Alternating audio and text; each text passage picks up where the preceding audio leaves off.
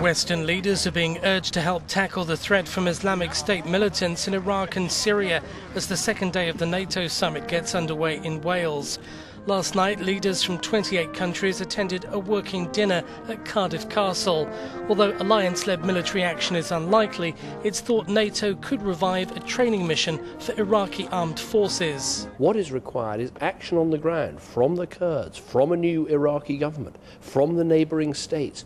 All that pressure being applied, and then yes, of course, there is a role that countries like Britain and America and others can play. We're already playing that role. We're arming the Kurds, we're helping the Iraqi government, we're flying missions over Iraq, we're supplying humanitarian aid. The Americans have been taking part in airstrikes, which we support.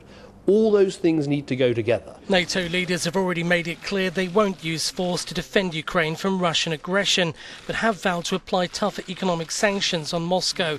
Officials are cautious about Kremlin talk of an imminent ceasefire in the 5-month-old conflict. While hundreds of people joined a demonstration against NATO talks taking place in the nearby city of Newport, our correspondent summed up the quandary facing the Ukrainian leader. There have been so many false dawns in this conflict before.